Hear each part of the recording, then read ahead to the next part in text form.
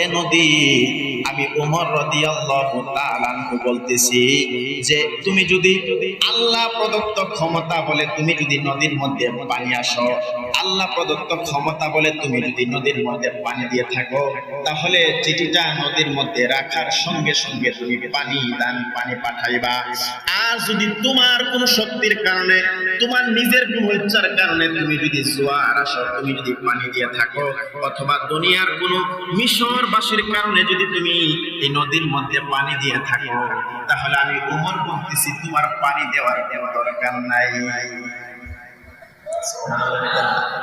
হযরতে আমর ইবনে আস চিঠি লইয়া সাগরের মধ্যে চলে গেল। মিশরবাসীরা ডাক দিয়া কয়, ও আমর ইবনে আস, আমরা তোমাকে কথা দিতেছি, তুমি যদি এই চিঠির মাধ্যমে যদি সাগরের মধ্যে জোয়ার আনতে পারো, তাহলে আমরা তোমার কথা শুনবো, তোমার হাতে কালিমা পরে আমরা মুসলমান ঈমান গ্রহণ করব। এবার হযরতে আমর ইবনে আস চিঠি লইয়া সাগরের মধ্যে চলে গেল। যায়া চিঠিটা সাগরের মধ্যে রাখলো। রাখার পরে সবাই কিনারের মধ্যে চলে আসলো। আমর ইবনে আস টেনশন করতেছে, আয় হাই, আমি যে মিশরবাসীর কথা দিলাম, আমার সেই খলিফা চিঠি পাঠাইছে, এখন আল্লাহ জানে এই সাগরের মধ্যে চিঠির কারণে পানি আসবে কিনা, আমি তো জানি না। যদি না আসে পুরা মিশরবাসীর কাছে আমি ধরা খায়া যাবো, আর যদি পানি আসে তাহলে ইসলাম সেখানে কায়েম হয়ে যাবে। হযরত আমর ইবনে আস রাদিয়াল্লাহু তাআলা মিশরের জমিনে মিশররা মিশর দখল করে নিল। কিন্তু হযরতে আমর ইবনে আস রাদিয়াল্লাহু তাআলা যখন কালিমার দাওয়াত দেওয়ার জন্য মিশরে গেলেন, যাওয়ার পরে উনি দেখতেছে এই মিশরের মানুষগুলো একটা কুমারী নারীকে তারা জবাই করার জন্য প্রস্তুতি গ্রহণ করতেছে। কেন প্রস্তুতি গ্রহণ করতেছে? কারণ এই মেয়েটাকে জবাই করে, এই জবাইয়ের রক্ত, তাজা মানুষের রক্তটা যখন নীল দরিয়ার মধ্যে, নীল নদীর মধ্যে দেয়, আর ওই নীল নদীর মধ্যে জোয়ার আসে, পানি আসে, যখন নদীর মধ্যে পানি আসে, ওই পানি তারা মস্কের মধ্যে সংগ্রহ করে রাখে। এই পানি যারা চলতে পারে না। হযরতে আমর ইবনে আস রাদিয়াল্লাহু তাআলা আনহু উনি দেখলেন যে ওই মিশরের মানুষ ওই দিন আনন্দ করতেছে, তারা ঈদ উদযাপন করতেছে, আনন্দে খুশিয়ে যে আমরা জোয়ার আনবো, নদীর মধ্যে আমরা পানি আনবো। এই খবরটা চলে গেল হযরতে আমর ইবনে আস রাদিয়াল্লাহু তাআলা কাছে। সৈন্যবাহিনী লয়া, তলোয়ার লয়া উনি সরাসরি ওই মিশরের জমিনে চলে আসলো। আসার পরে আমর ইবনে আস ডাক দিয়া কয়, তোমরা যদি বিনা অপরাধে একটা মানুষকে তোমরা যদি জবাই করো, আর এই কুপ্রতাপটা তোমরা চালু করো, নদীর মধ্যে যদি তোমরা জবাই করে তার রক্ত দাও, তাহলে আমার তলোয়ারের হাত থেকে তোমরা কেউ রেহাই পাইবা না। মিশরবাসীরা ডাক দিয়া কয়, তাহলে আমরা কিভাবে চলবো? আমরা এত বছর পর্যন্ত প্রত্যেক বছর একটা করে মানুষ জবাই করতে আসি, আর তার রক্ত নীল নদীর মধ্যে আমরা দিতেছি। এখান থেকে পানির জোয়ার আসতেছে, আর এই পানি সংগ্রহ করে আমরা মস্কের মধ্যে রাখতেছি, আমরা জীবন যাপন করতেছি। তারা বিশ্বাস করতো এটা, যে নদীর মধ্যে একটা জীবিত মানুষের তাজা প্রাণ, তাজা রক্ত যদি এই নদীর মধ্যে দেয়, তাহলে এই রক্তের কারণে নদীর মধ্যে জোয়ার আসে, তখন তারা এখান থেকে পানি সংগ্রহ করে। এমন একটা কুপ্রতাপ চালু হয়ে গেল। আমর ইবনে আস ডাক দিয়া কয়, মিশরবাসী, এই কুপ্রতাপের কারণে তোমরা কেউ আমার হাত থেকে বাঁচতে পারবা না।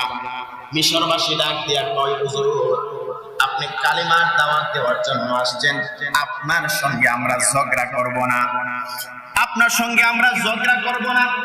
তবে আপনাকে একটা কথা জানায় দেই, রক্ত যদি জমিনে সাগরের মধ্যে না দেই, আমরা পানি বক্ষণ করতে পারবো না, পানি পান করতে পারবো না, সংগ্রহ করতে পারবো না।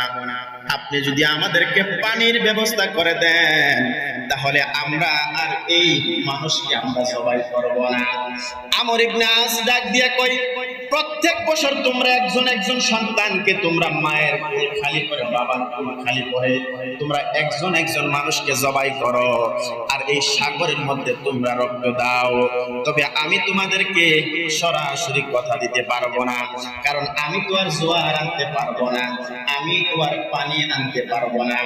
তবে আমাদের দেশের মধ্যে একজন আমির আছে, যিনি আমিরুল মুমিনিন, অর্ধজাহানের বাদশা ছিলেন, খলিফাতুল মুসলিমিন হযরতে উমর ইবনুল খাত্তাব রাদিয়াল্লাহু তাআলা আনহু। এই উমর রাদিয়াল্লাহু তাআলা আনহু আমাদের খলিফা যা রায় দেয় এটাই তোমাদের সবার মানতে হবে। সুবহানাল্লাহ। হযরতে আমর ইবনে আস চিন্তার মধ্যে পড়ে গেল, কিভাবে আমি হযরতে উমরের কাছে খবর দিব। সঙ্গে সঙ্গে পয়সা একটা চিঠি লিখলেন। চিঠি লেখার পরে এই চিঠিটা হযরতে উমরের উদ্দেশ্যে পাঠিয়ে দিলেন। হযরতে উমর রাদিয়াল্লাহু তাআলা আনহু মদিনাতুল মুনাওয়ারায় এই চিঠিটা বসে বসে যখন পড়লেন আর ওই ঘটনাটা জানতে পারলেন যে মিশরবাসীরা প্রত্যেক বছর একটা মানুষকে জবাই করে তাজা রক্তগুলা নদীর মধ্যে দিয়ে দেয়, আর রক্তের কারণে মিশরবাসীরা বিশ্বাস করে এই নদীর মধ্যে জোয়ার আসে, এই জোয়ারের কারণে তারা পানি সংগ্রহ করে, এই পানি তারা পান করে। হযরতে ওমর রাদিয়াল্লাহু তাআলা আনহু আর দেরি করে না, সঙ্গে সঙ্গে আরেকটা চিঠি পাল্টা আরেকটা চিঠি লিখছে। চিঠি কাউকে উদ্দেশ্য করে লেখে নাই, ওই নদীকে উদ্দেশ্য করে চিঠিটা লিখছে যে এ নদী, আমি ওমর রাদিয়াল্লাহু তাআলা আনহু বলতেছি যে তুমি যদি আল্লাহ প্রদত্ত ক্ষমতা বলে তুমি যদি নদীর মধ্যে পানি আসো, আল্লাহ প্রদত্ত ক্ষমতা বলে তুমি যদি নদীর মধ্যে পানি দিয়ে থাকো, তাহলে চিঠিটা নদীর মধ্যে রাখার সঙ্গে সঙ্গে তুমি পানি পাঠাইবা। আর যদি তোমার কোনো শক্তির কারণে, তোমার নিজের কোনো ইচ্ছার কারণে তুমি যদি জোয়ার আসো, তুমি যদি পানি দিয়ে থাকো, অথবা দুনিয়ার কোনো মিশরবাসীর কারণে যদি তুমি এই নদীর মধ্যে পানি দিয়ে থাকো, তাহলে আমি ওমর বলতেছি তোমার পানি দেওয়ার কোনো দরকার নাই। কত বড় কথা। হযরত ওমর চিঠি পাঠাইছে সেই নীল নদীর মধ্যে। নীল নদীর মধ্যে যখন চিঠি পাঠাইলো, হযরতে আমর ইবনে আস অপেক্ষা করতেছে কোন সময় ওমরের চিঠিটা আসবে, এই বিষয়টা সমাধান করবে।